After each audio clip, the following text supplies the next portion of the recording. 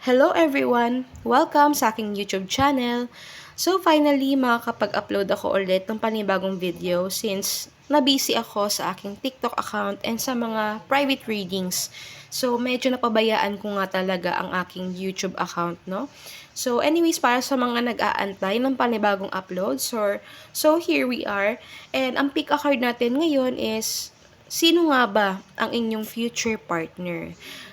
Tunghayan natin sa tarot cards kung sino nga ba or ano kayong possible characteristics or traits ng inyong future partner. So, may kailangan kayong piliin dito, si Star at saka si Heart. So, yung timestamps po ng reading or yung oras po para makaskip na kayo sa introduction, nasa comment section po yan or nasa description box. So, mamili po kayo sa dalawang yan and use your intuition po. Huwag po kayo magmamadali ha. And also, sa mga nagtatanong po pala kung paano nga ba mag-private reading, paano nga ba magpa-book, since ang advantage po ng private reading is para mas makuha nyo po yung specific messages na nakalaan para talaga sa inyo or sa inyong mga katanungan, no?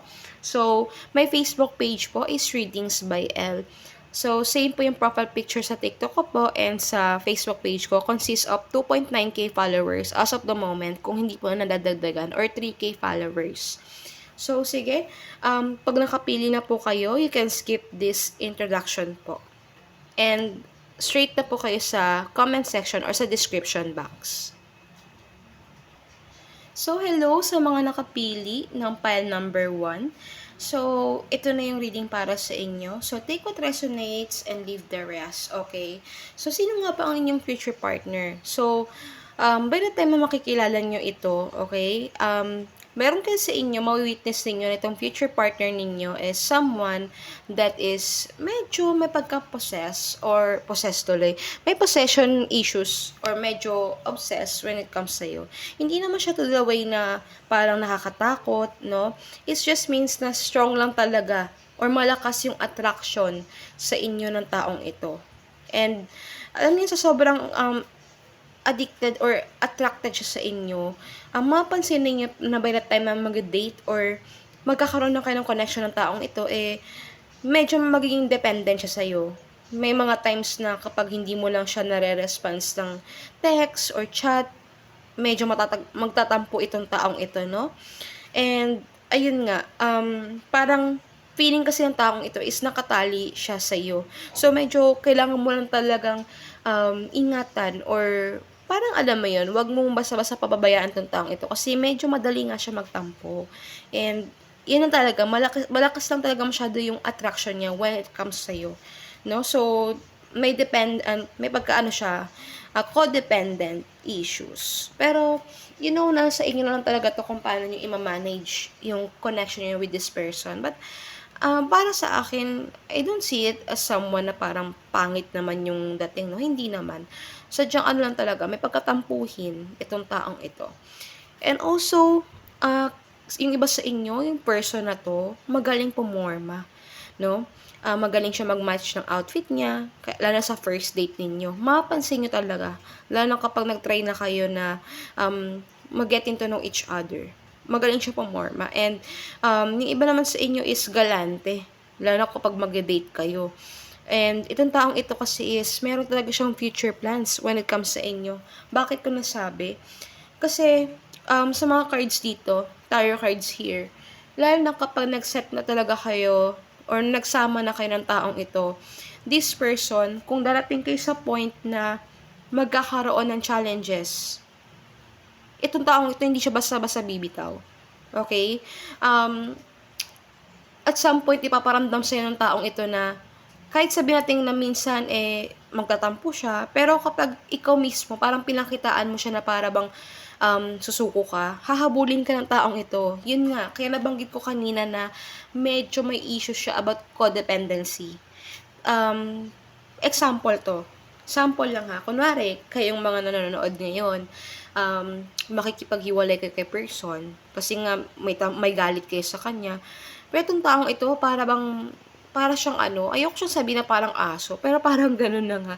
Kumbaga, sunod siya ng sunod sa'yo. Ayun, hindi kanya kayang mawala, no? And some of you kasi, yung taong ito is, ang good traits din talaga sa kanya is, kung anong meron siya, ibibigay niya rin sa'yo. And talagang kasama ka sa future niya. Kasama ka sa mga plano niya. 'Di ba? And may specific message ako nakakuha dito. May yung iba sa yung manonood ngayon about sa future partner ninyo, meron siyang parang some of you may ibibigay siyang grand wedding or proposal, 'di ba? So, also with the Knight of Wands, may pagka-fiery energy siya. So, it means when it comes sa pagpapakita ng affection or love, talagang may pagka-hot and sizzling tong taong ito. Talaga namang ipaparamdam niya sa inyo yung obsession na nararamdaman niya. Kumbaga, nag-iinit.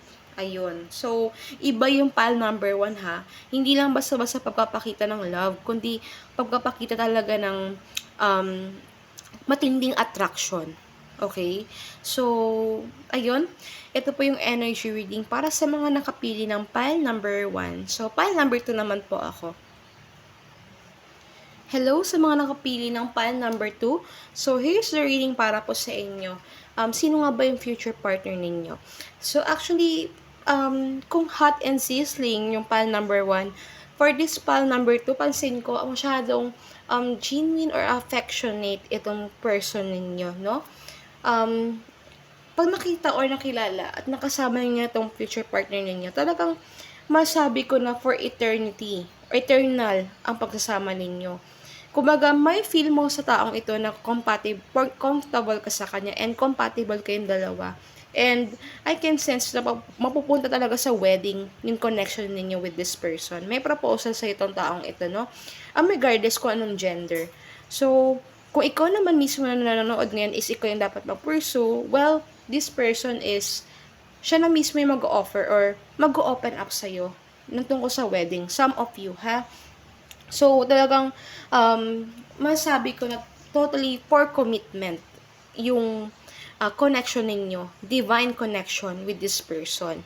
And also, pansin ko kung paano manarita itong taong ito, sweet ito sa'yo. Okay? Para sa mga pumili ng pile number 2, sweet, malambing, or ang love language niya is words of affirmation. Correct me if I'm wrong ha sa grammar, but yun nga, kumbaga, ang love language niya is through words and actions. Ipaparamdam niya talaga sa inyo na nandyan lang siya and hindi kanya nakakalimutan, no? Lagi kanya naiisip. And talaga naman na caring itong taong ito sa iyo and thoughtful as well.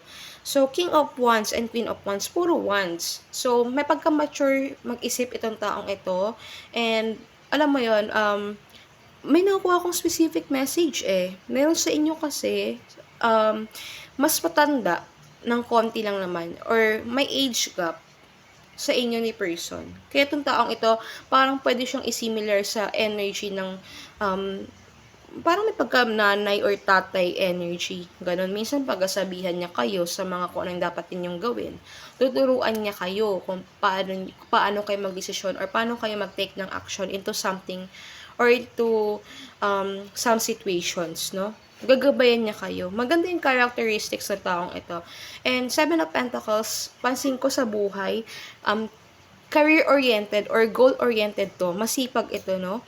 So, another thing, may business, yung iba sa inyo, itong taong ito, may business or may pinagkakaabalahan talaga, busy person.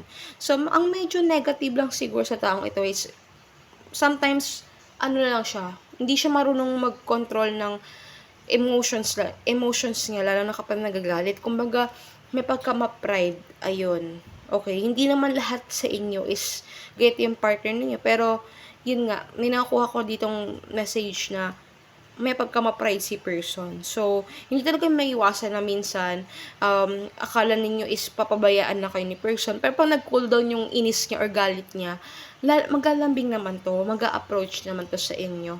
No? So, ayun lang talaga yung downside. Pero, namamanage naman yung mga bagay na yan.